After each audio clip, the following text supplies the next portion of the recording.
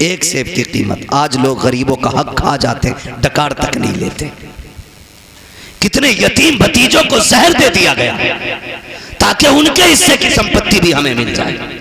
वो भाई यतीम तो नहीं देख रहा, लेकिन खुदा देख रहा है, खुदा देख रहा है। गरीब तो जहर खा के मर गया, लेकिन हिसाब अल्लाह को देना है, हिसाब अल्लाह को देना है। अकीदे मजबूत रखो। हालात कैसे होते, मैं ज्यादा बात नहीं बढ़ाना चाहता, बस चंद बातें गौर से। बाग में पहुंच गए, एक ना बाग की सफाई कर रहा था, उससे आपने कहा तू बाग का मालिक है? उसने कहा नहीं। कहा काम क्या है? कहा मुझे बाग के मालिक से मिलना है। कहा क्यों? बाग के मालिक किसी से मिलते नहीं है, वो गोशा नशी रहते हैं। उसने कहा मेरा जरूरी काम है। आने वाले ने कहा, यानी सरकार गौस पाक के वालिद ने, काम बताइए क्या है? तो आप फरमाने लगे मैंने बिना इजाजत के सेब उठा के खा लिया, बिना इजाजत के सेब दरिया से उठा के खा लिया, बस उसी के बारे में माफी के लिए आया हूं, उसी के लिए माफी के लिए आया हूं। आज बंदा थप्पड़ मार के कहता तुझसे जो हो कर लेना, थप्पड़ मार के जो हो कर लेना, देख लूंगा मैं तुझे। नहीं, डरे अल्लाह के अजाब से। आप कहने लगे मुझे माफी चाहिए। खादिम गया, आप ना एक झोंपड़ी में इबादत में मसरूफ थे, जाके पूछा हुजूर इजाजत दें तो एक परदेसी है, नौजवान है, आपसे मिलना चाहता है। अब्दुल्ला सुमई सरकार गौसे पाक के नाना कहते बात क्या है? का बात यह है कि उसने कहा है कि वो कोई सेब उठा के उसने खा लिया था, उसकी माफी के लिए आया है। जब इतनी बात सुनी ना तो समझ गए आज एक वली आ गया है, और ऐसे खुश हो गए जैसे किसी का बरसों से इंतजार कर रहे थे। कहने लगे अच्छा भेजो। जब हजरत अबू सालेह तशरीफ लाए, आपने सर से लेके पैर तक देखा, फरमाने लगे शहजादे कैसे आए? कहने लगे हुजूर बस माफी के लिए आया था। कैसी माफी? का रोजे से था, किनारे बैठ के इफ्तार के लिए पानी पिया, भूख लगी, सेब आ रहा था, उठा के खा लिया, बस एक डर मुझे सोने नहीं देगा। कहा कौन सा डर? कहा कहीं अगर कयामत में आपने गिरबान पकड़ लिया तो मैं रब की बारगाह में जवाब क्या दे पाऊंगा? कहा उसी की माफी के लिए आया हूँ। जैसे इतना कहा है, अल्लाह अकबर, अब्दुल्ला सुमई समझ जाते हैं वो आया है जिसका इंतजार था हमें। कहते बेटे ऐसे माफी नहीं मिलेगी, माफी की शर्त यह है तुम्हें इतने साल तक मेरे बाग की देखभाल करना पड़ेगी। आपने कहा ठीक है माफी मिल जाएगी? कहा हाँ। आपने फिर शर्त मंजूर की, बाग की रखवाली करते रहे, एक मुकर्ररा था, आपने बाग की रखवाली की है। जब मुद्दत पूरी हो जाती है फिर उठ के जाते हैं बाबा आपको माफी दे दीजिए। कहा भी मुद्दत पूरी हो गई है, आप कहते हैं मुद्दत पूरी हो गई? कहा हाँ। माफी चाहिए? कहा हाँ। का इतने दिन और आपको काम करना पड़ेगा। फिर आपने शर्त मानी है, जब ये भी मुद्दत पूरी हो जाती है फिर जाते हैं का बाबा आपको माफी दे दो। का बस एक शर्त रह गई है, अगर ये मान लोगे तो मैं तुम्हें माफी दे दूंगा। का कौन सी शर्त है? कि तुम्हें मेरी बेटी से निकाह करना पड़ेगा, निकाह करना पड़ेगा। इतना सुना आंख में आंसू आ गए। बाबा जी ये फैसले हमारे घर के बड़े किया करते हैं, हमारा तो काम नहीं है। अगर नहीं कर सकते तो जाओ, फिर आज के बाद तुम्हें सेब की माफी नहीं मिलने वाली। आप कहते हैं मंजूर है, सेब की माफी के लिए हम ये भी करेंगे। का पहले सुन तो लो बेटी कैसी है? का बताइए? का आंखों से अंधी है मेरी बेटी, हाथों से लूली है मेरी बेटी, पैरों से लंगड़ी है, कानों से बहरी है, जबान से गूंगी है। इतने नाम सुनते जा रहे हैं, सोच रहे हैं एक हसीन से निकाह करने के लिए खानदान की रजा लेनी पड़ती है। यहाँ इतने ऐब एक बच्ची में मौजूद है। कहते फिर जब चुप हुए कहा कहो क्या इरादा है? सेब की माफी चाहिए कि नहीं? कहते मंजूर है, हर शर्त मंजूर है। फिर अब्दुल्ला सुमई ने जब निकाह कराया है कहा कहाँ है मेरी बीवी? कहा वो जो सामने घर है उसी के अंदर तुम्हारी बीवी है। आप जब दरवाजे पे गए दस्तक दी, अंदर से बहुत खूबसूरत लहजे में आवाज आई, ठहरे भी दरवाजा खोलती हो। आप ठहर जाते हैं, कहीं ये कौन है बोलने वाला? मेरी बीवी तो बोलना नहीं जानती है। जैसे दरवाजा खोला है, चांद से ज्यादा रोशन चेहरा निगाहों के सामने है, परी पैकर वजूद निगाहों के सामने, देख के हैरत में है। सलाम किया, जवाब मिला, वापस पलट आते हैं। बाबा किधर भेज दिया था? कहा क्यों? कहा वहां मेरी बीवी नहीं है, वहां तो कोई और बच्ची है। कहा क्यों? कहा उसकी आंखें भी मौजूद है, वो बात भी करती है, वो तो चल के आई है, हाथों से दरवाजा खोला है, मुस्कुरा के कहते हैं बेटे वही तो तेरी बीवी है। कहा ये कैसे हो सकता है? कहते हैं नहीं बेटे तुम सुनो तो सही, मैंने आंखों का अंधा इसलिए कहा था कि उसने आज तक शरीयत के खिलाफ कोई चीज नहीं देखी है, आज तक गैर महरम को नहीं देखा, क्योंकि इसलिए कहा था कभी जबान से नाजायज जुमला नहीं कहा। आपको मैंने हाथों की पाकी इसलिए कहा कि नाजायज काम नहीं किया है, पैरों से लूला लंगड़ा इसलिए कहा कि गलत तरफ चली रही है। ये बातें जब सुनी है कहते बाबा बता तो सही ये क्यों किया गया? कहते बेटे आज तू आया नहीं है, परसों से तेरा इंतजार था, मैंने कहा था मालिक बेटी शान वाली दी है, बेटा कहाँ मिलेगा? कहा बाग में रहे हम लेके आएंगे, उसको पहले आजमा लेना, फिर इंतजार के साथ तू उसका निकाह कर देना। कहते ये जो मैंने काम कराया है तुझसे मजदूरी नहीं ली है, कीमत नहीं ली है, आजमा रहा था देखूं ये मेरी बेटी के लिए सही है कि नहीं। कहा तेरे तकवे ने बता दिया मेरी बेटी के लिए इस वक्त जमीन पे तुझसे ज्यादा बेहतर कोई हो ही नहीं सकता। नारे तकबीर, नारे रिसालत, नारे गौसियत, फैज़ाने गौसे आजम, फैज़ाने बुजुर्गाने दीन। सुभान अल्लाह। एक सेब के लिए अनदेखे में कह रहे हैं मुझे लूली भी पसंद है, लंगड़ी भी पसंद है। आज तो सगा बेटा अब्बा से कह देता, अब्बा कहता मैंने फला जगह रिश्ता कर दिया, बेटा कहता मुंह बंद रखो लड़की मैं खुद देखूंगा। हाँ मैं खुद देखूंगा। अब्बा के मुंह का थूक सूख जाता है ये सुन करके, तू देखेगा भाई? हाँ तुम्हें क्या जाना, तुम हो ओल्ड मॉडल, हम हैं न्यू मॉडल, तुम पुराने दौर की सोच रखने वाले। अब तुम्हें क्या पता औरत आज के दौर में कैसी होनी चाहिए? मैं नौजवानों तुम्हें मशवरा देके जा रहा हूं, मुफ्त में बेहतर मशवरा। बताऊं जब भी निकाह करना माँ बाप की मर्जी से निकाह करना, बेशक बुरा ना मानना। 3 घंटे नाली पे बैठ के बात करके कह रहा नहीं मुझे पता लड़की कैसी होनी चाहिए, तमाम मच्छर खा के खुजाते खुजाते पागल कुत्ते की तरह खुजा रहा है। अब्बा से कह रहा मुझे पता है कैसी होनी चाहिए, तुम्हें नहीं पता।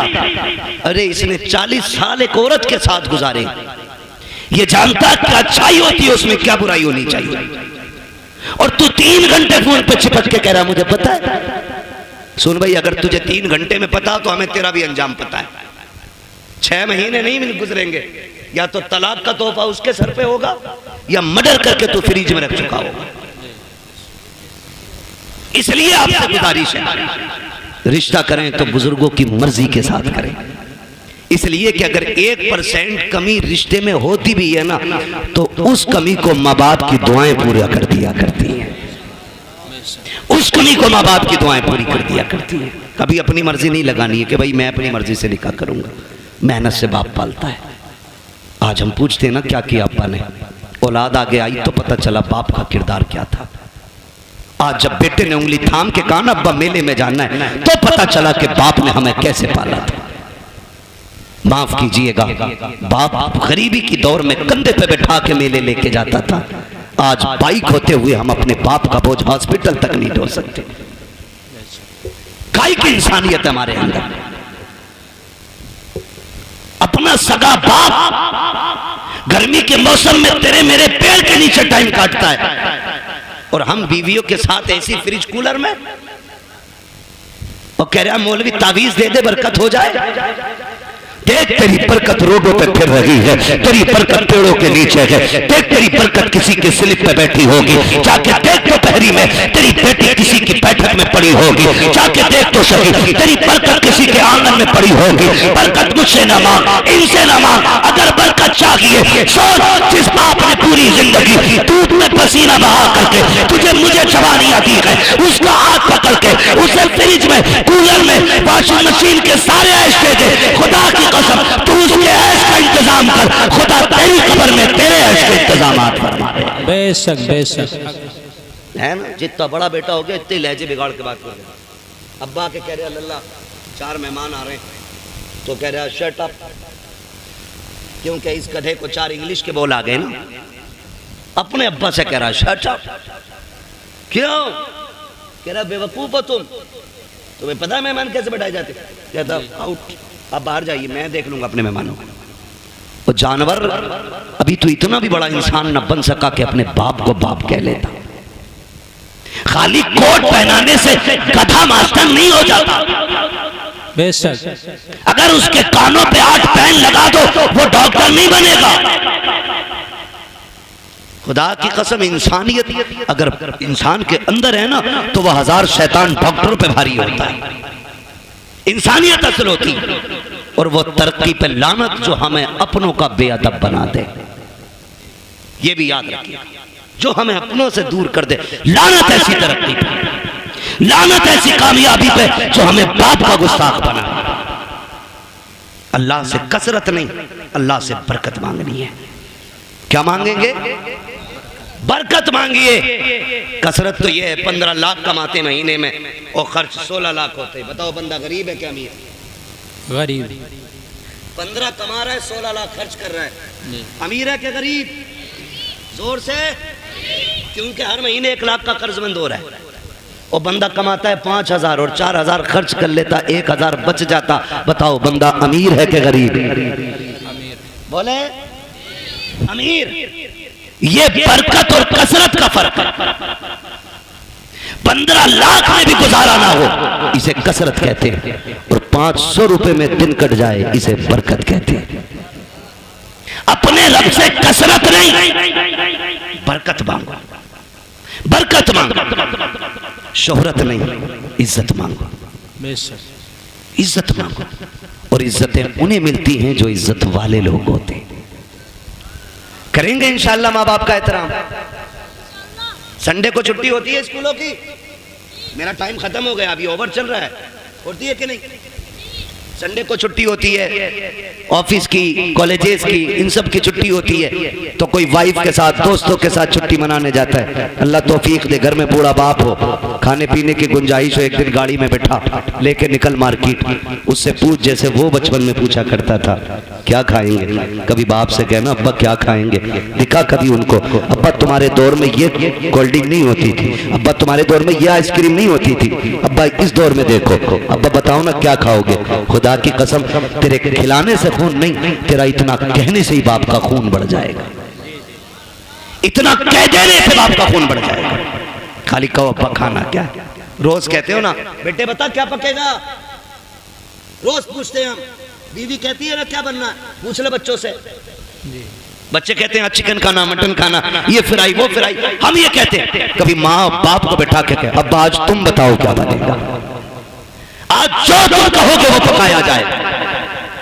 कभी उनकी मर्जी से भी खिलाओ, कभी उनकी मर्जी से बनाओ। और बीवी से कहते सुन, बहुत सुनी है, हर जगह अपनी चलाई हमने, लेकिन आज के बाद हमारे माँ बाप की चलनी है। इनकी मर्जी से पकेगा, जो ये कहेंगे वो खिलाया जाएगा। खुदा की कसम मैं समझता हूं 50% दवाएं बंद हो जाएंगी अगर औलाद बाप के साथ ये रवैया इख्तियार कर ले। एक टूटा हुआ इंसान, एक बिछड़ा हुआ इंसान, एक जंगल में खोया हुआ इंसान किसकी तलाश करता है? एक सच्चे हम सफर की, एक हमदर्द की, एक ऐसे शख्स की जो उसका दुख सुन सके। बाप उसी खोए हुए इंसान की तरह है बुढ़ापे में, उसी टूटे हुए शख्स की तरह है बाप जिसे दुनिया ने छोड़ दिया। वो चारपाई पे पड़ा है, उसे आज तेरे सेब की जरूरत नहीं, तुम्हारे जूस की जरूरत नहीं, आज उसे तुम्हारे 2 मीठे बोलों की जरूरत है। बेशक। लोग पूछते हैं क्या करें अब्बा की खिदमत?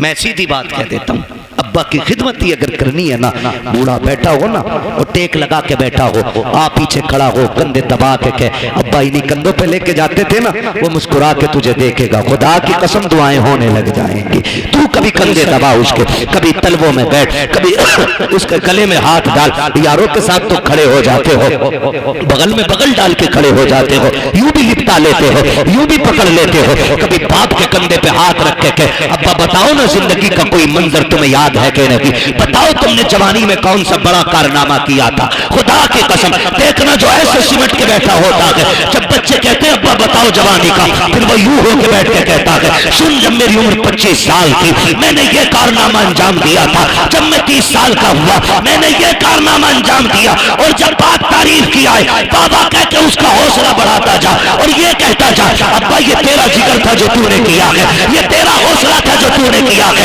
अब्बा हमसे तेरी तरह नहीं होगा। इतना कह के तो दे, खुदा की कसम अगर बुढ़ापे में जवानी नजर ना आ जाए तो आगे बात कर। नारे तकबीर, नारे रिसालत, अज़मते वालिदैन, अल्लामा मुफ्ती हम्माद रजा साहिब किबला। वक्त दो अपने बाप को, बैठा करो उनके पास, कभी पूछो उनसे हालचाल। अब्बा बताओ ना कैसी कट रही है, अब्बा बताओ ना क्या हो रहा है।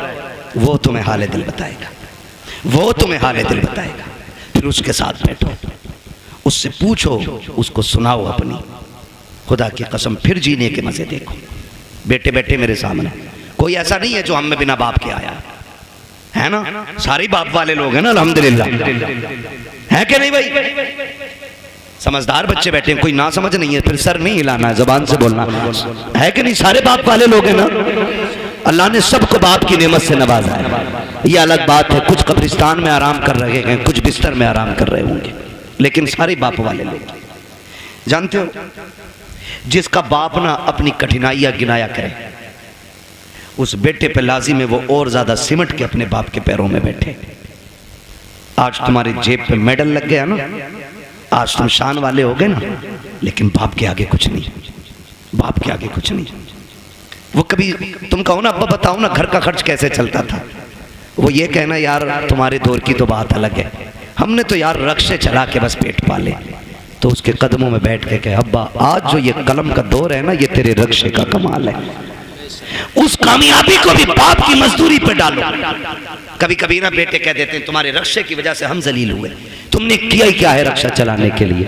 ओ भाई, जब बाप पसीने में डूब के घर आए ना मजदूरी का पैसा लेके, और पसीने में कपड़े भीगे हों, उसे मजदूर कह के जलील न कर, उसका हाथ पकड़ के कह अब्बा एहसान है कि तू हमें पाल रहा है, शुक्र है तेरे कपड़े मेहनत के पसीने में तो भीगे हैं, लेकिन किसी के हराम के खून में भीगे हुए नहीं है। तूने हमें चटनी के, हमें पसीने की कमाई की चटनी खिलाई है, हराम के मुर्गे नहीं खिलाए हैं। ये उससे कह खुदा की कसम, आज उसने 1 रुपए मेहनत की है, कल वो तेरे लिए 1.5 रुपया मेहनत करके लेके आए।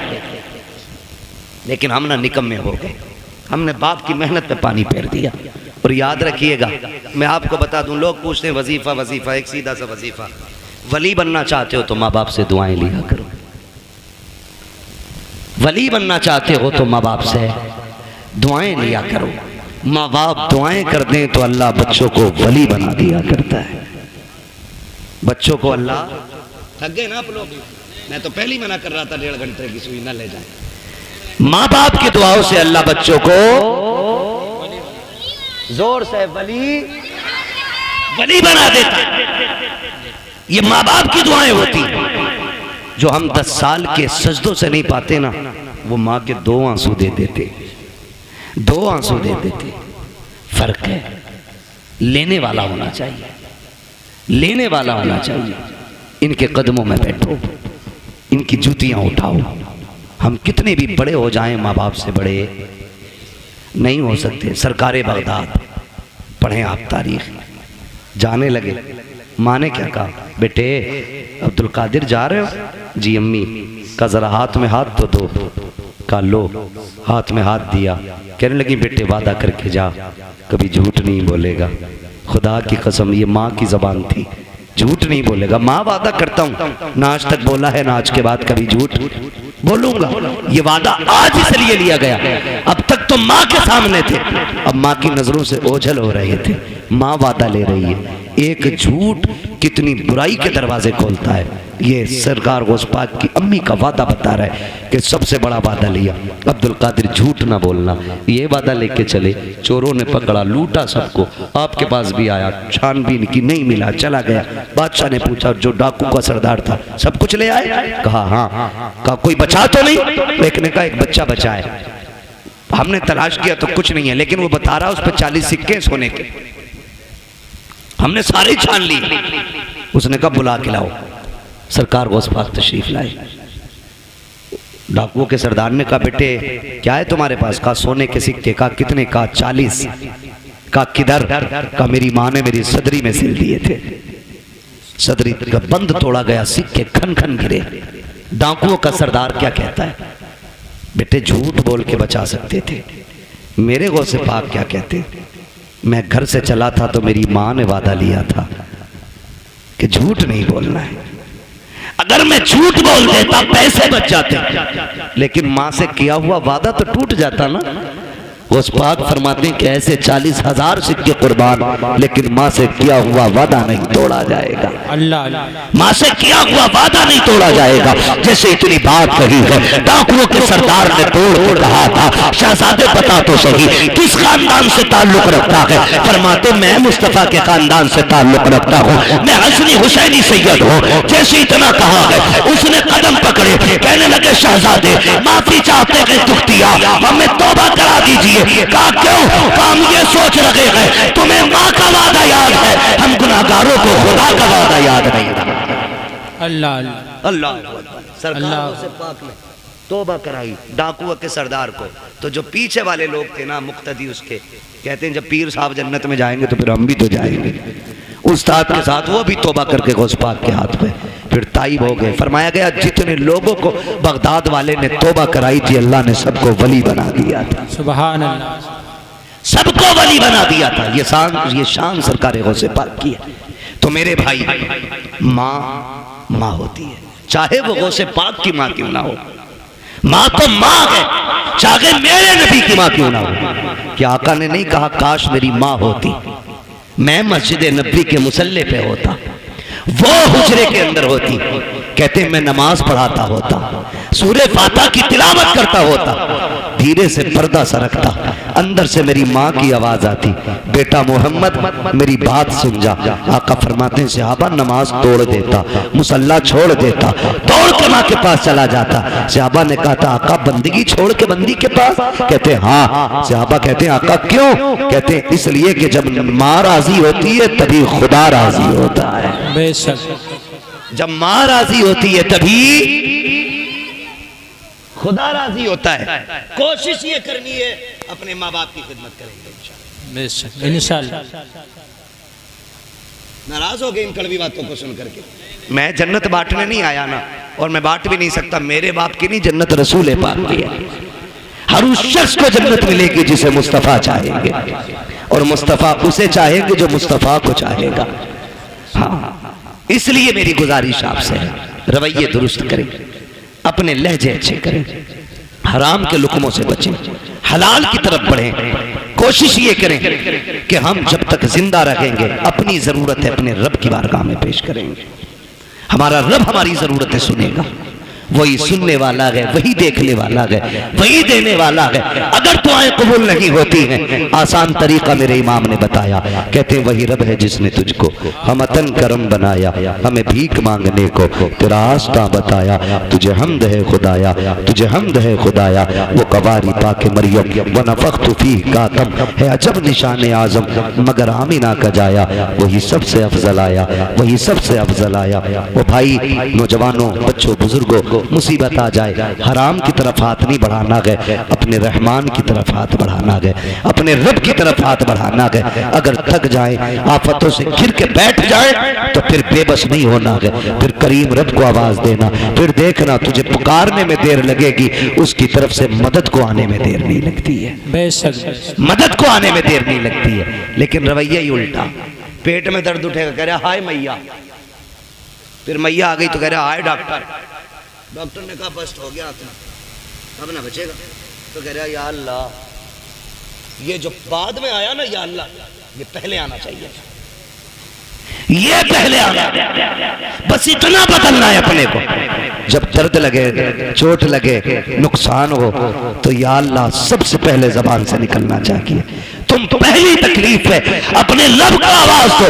खुदा की कसम वो ऐसा कादिर मुतलक है, ऐसा कादिर मुतलक है कि किसी तबीब, किसी दवा, किसी हकीम, किसी अक्लमंद की जरूरत नहीं पड़ेगी। वो अपने करम से तुम्हें लम्हों में शिफा अता फरमा देगा। वो बहुत बड़ा नाम सुना होगा अपने हजरत इब्राहिम बिन अदहम, सुना है ना? इतने बड़े रुतबे वाले के बादशाह थे अपने वक्त के बादशाह। लेटे हुए अपने महल में, तो अचानक धप धप की आवाज आई। ख्याल आता कि हम भी रब को राजी करें। धक धक की आवाज आई, पूछा कौन है? आवाज आई कि हम हैं। क्या कर रहे हो? क्या ऊंट ढूंढ रहे हैं। कहा छत पे ऊंट? तो कहने लगे तो क्या हुआ? ऊंट गुम गया, हम अपना ऊंट ढूंढ रहे हैं। कहा छत पे तुम्हें ऊंट मिल जाएगा। तो उन्होंने कहा सुनो, अगर हमें छत पे ऊंट नहीं मिलेगा तो तुम्हें भी तो इन बिस्तरों पे खुदा नहीं मिल सकता है।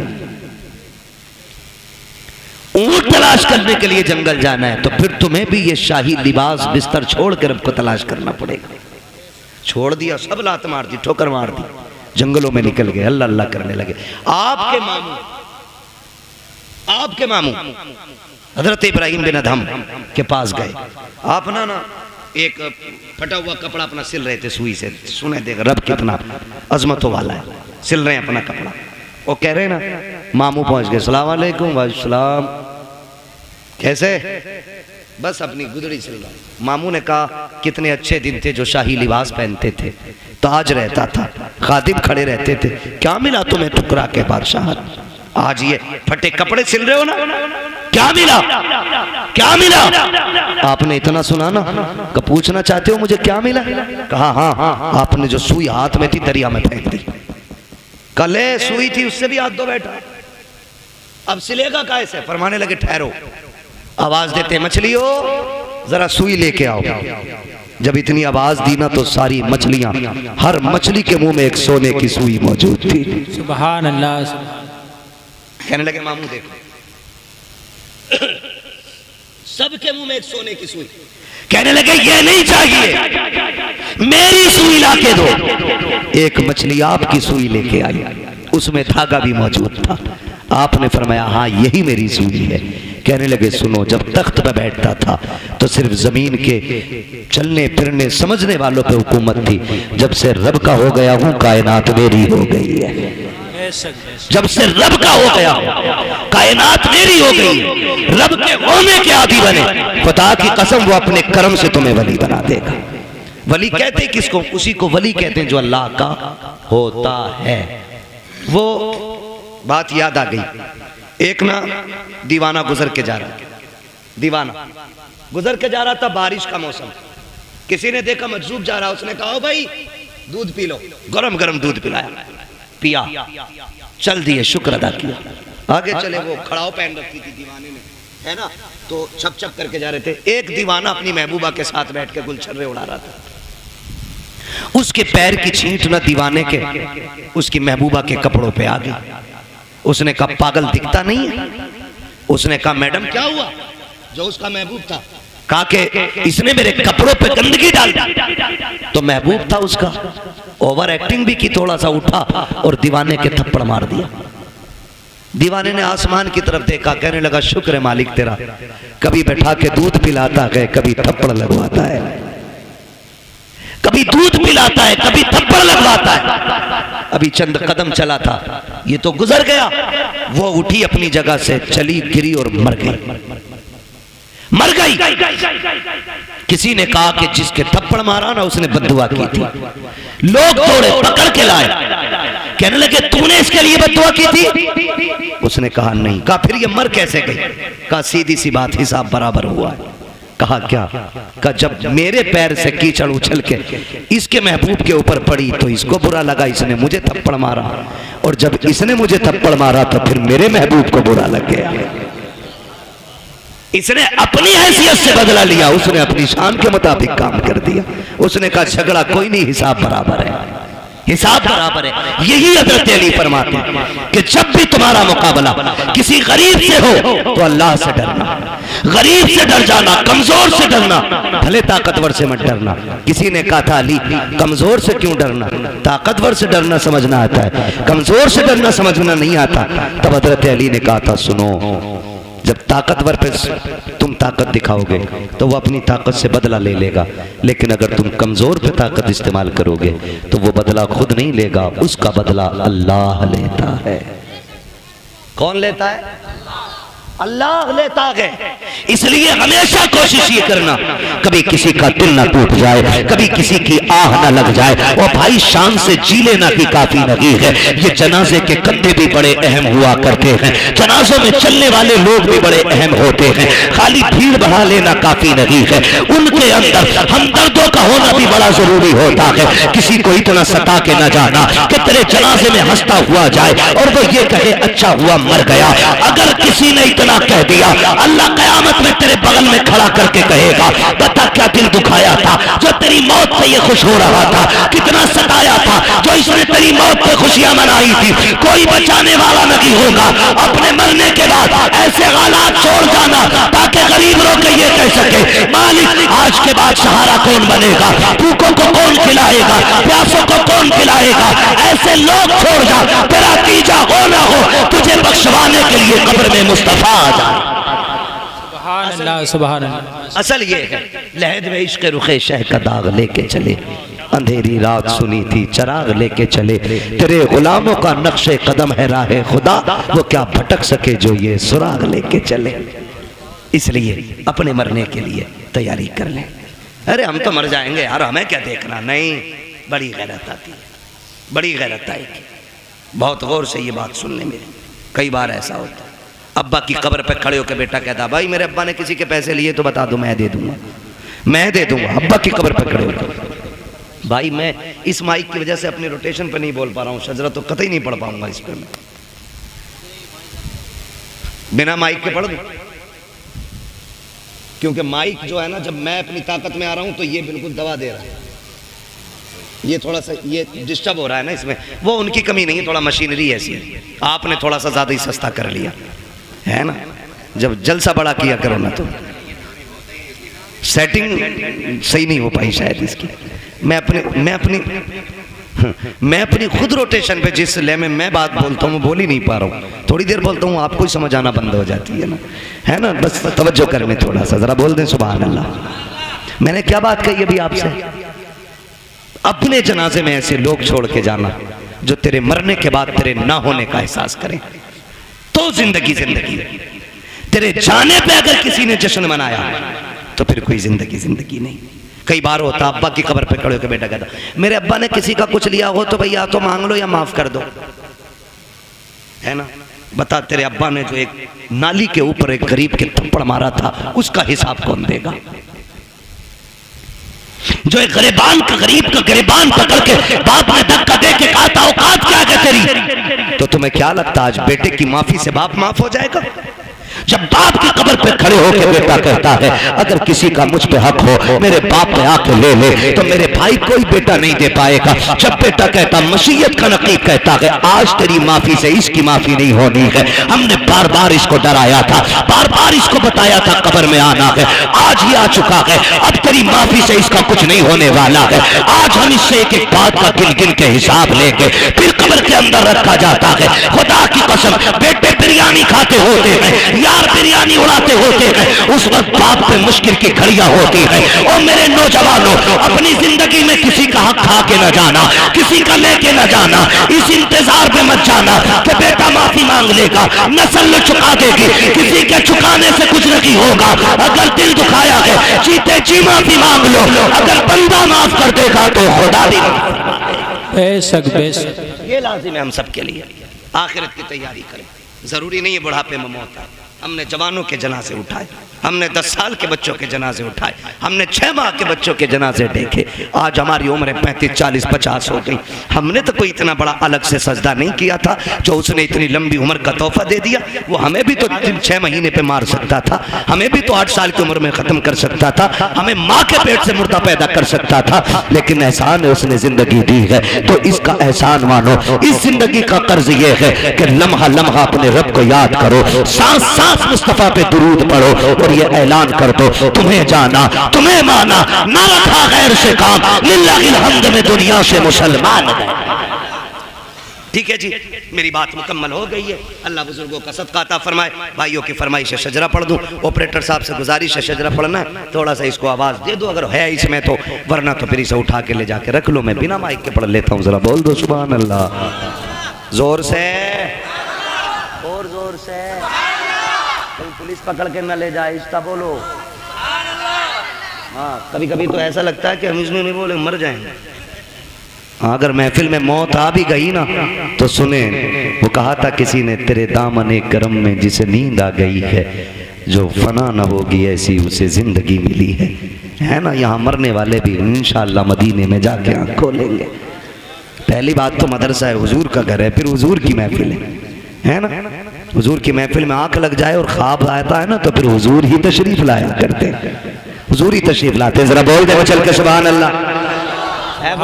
भाई जो जबरदस्ती खाना खिलाने कह रहे थे, है नहीं हैं सारे लोग, अभी गए तो नहीं है ना कमेटी वाले।